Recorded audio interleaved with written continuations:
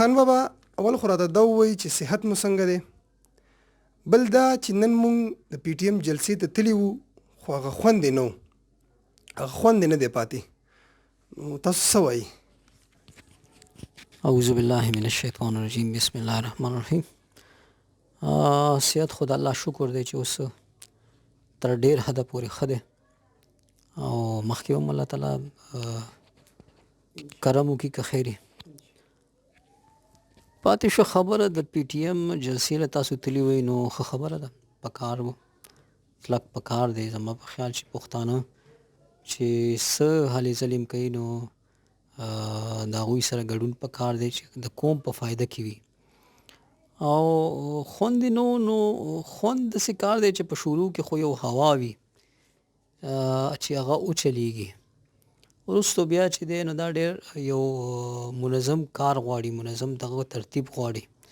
یو خو چې دوی ته پکار دی چې د سر نه دا د دې پردو د کچه خلکو دا ټوپۍ کوزه کړي، څه داسې څه عجیبه غونده کې ښکاري. دویم چې دی نو د دې پردو خلکو د کچه خلکو دپاره چې دی نو د دې د خپل ملک د ادارو د فوج د دې تذلیل پرېږدي.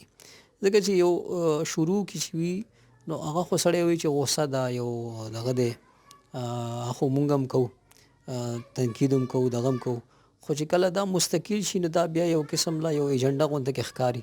نو زما په خیال چې بدې دوی ته یو نظر پکار دی او اوس لږ داسې میچور حالت ته راتلل پکار دی.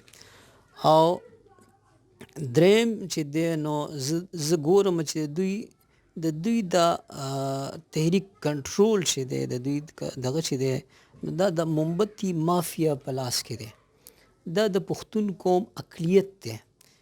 او تر څو چې دوی نه دا د تحریک دغه نه اغستی که نه د کنټرول، نو دا به همداسې اقلیت طرف ته به رواني ورو په پښتون قوم کې.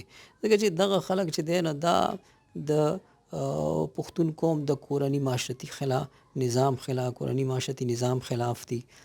دا ډېر خو پکې د دین هم چې دی نو دغه دي، نو د پښتون قوم د اکثریتي هغه دغه طرف ته راتلک پکار دی. دغه مومبتي مافیا چې دی نو دا ښه خلک به وي، خو داسې ده چې دا اقلیت دی په پښتون قوم کې. نو دا که داسې حال وي او مشري د دغه خلکو په لاس کې وي یا د دوی په لاس کې دا تحریک وي نو دا به ورو اقلیت طرف ته روان وي او لاړو چې تاسو څنګه وینئ. او بیا زما په خیال چې دوی ته پکار دی چې هغه خپل که دوی د پښتون قوم د ټول پښتون قوم سیاست کول غواړي نو خپل آیین باندې د جوړ نظر وکړي او د